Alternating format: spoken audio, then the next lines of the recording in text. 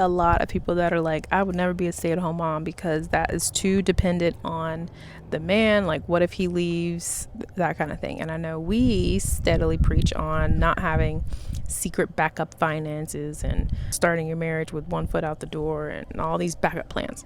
So if something does happen later in the marriage and they do get divorced, if they're a stay-at-home mom, what should they do? Like, they're gonna, if they didn't have anything stashed away, and they weren't having a career and all that. Well, those are a lot of different questions that you asked there. Now, first, the stay-at-home mom thing, we believe it's a must. You have to become a stay-at-home mom, wife thing if you want to be very successful in your marriage to the degree that we talk about all the time. Okay, and there's nothing wrong with that.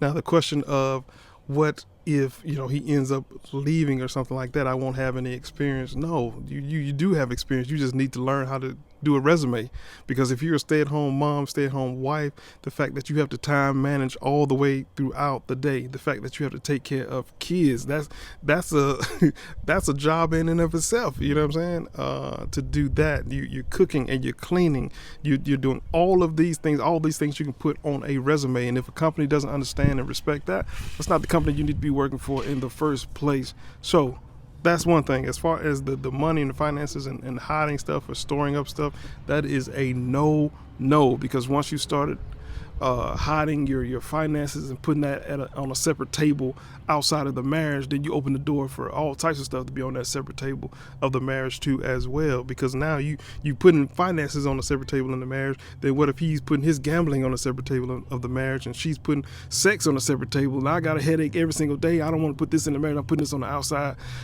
Then the mistress is over here on another side of the table. Once you start to open up that door, the devil has a playground to do a whole lot of different things. That's something you don't want to do within the marriage.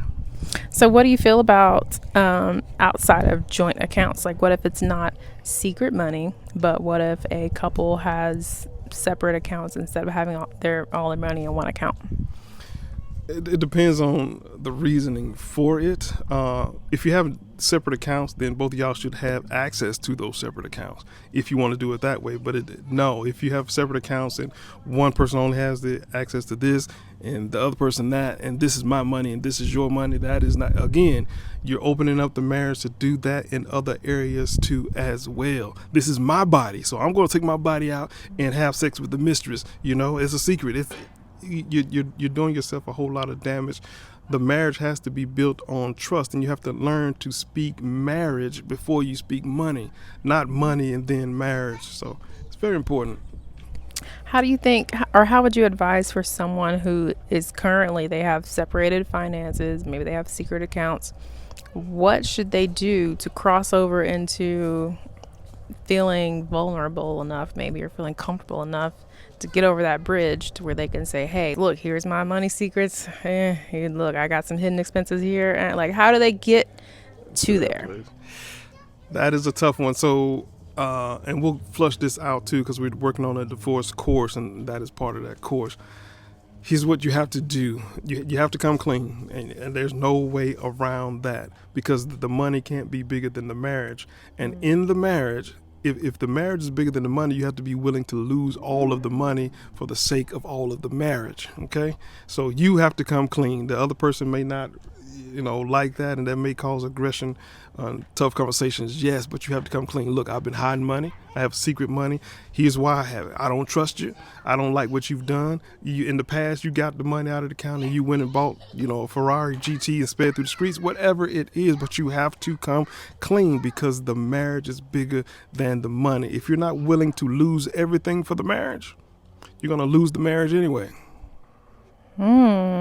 What's your thought on prenups? And why didn't we get one? And would you have gotten one if let's say your net worth was like $1 million right when we met? Well, it's a little easier for me because my net worth was about $38 when we got married. So it's a little different. And prenups can go a lot of ways. Again, for us, I believe that if you're not willing to lose everything for the marriage, don't get married. Don't go into the marriage. That's, no prenup. Like, don't have a way out before you have a way in. And if you can't trust this woman that she won't switch up you in 5 years or 30 years, then she's not the one. Don't do it in the first place. It's just that simple. What do you say for the ones who, I feel like most people don't think that their spouse is going to switch up on them, and then 10 years later, like that's not something that you can necessarily see or predict prior to the marriage. So what are your thoughts on that? Well, no. Well, that's part of the risk. In a lot of ways, the woman loses all of her past because her friends change up, her family changes up in order to get married. That happens a lot of the time. The man has to be willing to lose his future. All the money that may come out, all of it. The marriage has to be bigger than all of it. It's a risk in the sense that stuff can happen. People can change and all types of stuff, but that's part of it when you're connecting to people in the first place. That's in the friendship space, in the marriage or relationship space. All that is there, but at the end of the day, it is money and material. That's what it is. And the marriage has to be bigger than that. I get that people are concerned and, she's going to leave with half. So what? If you don't want that type of risk to ever happen to you, that's fine. Then stay by yourself, brother. So basically what you're saying is, let's say your net worth was $1 million, Mm-hmm. and we're 10 years into our marriage. Let's say I left and went with half. You wouldn't regret not having a prenup, but instead you would be thinking, you know what, it was worth that. To a degree, the thing is, I knew that going into this, that we live in a justice system that does things like that. That's what we live in. But I also focus on, what did I learn from this marriage, right? I came in with 10 million, I leave with 5, but what did I learn? You can't put a price on the experience that I got from this. Plus, is it my fault that we got the divorce? Which is a lot of times that's the case. Some guy has done this crazy stuff, and then he loses half of his money, but you knew she was a stripper before you married her. That's part of your fault.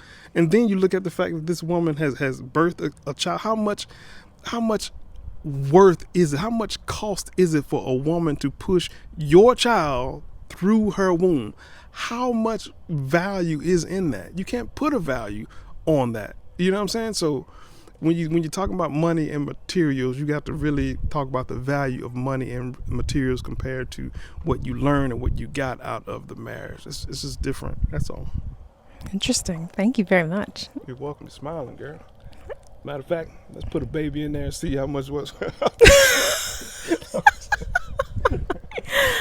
I think he just dropped a hint.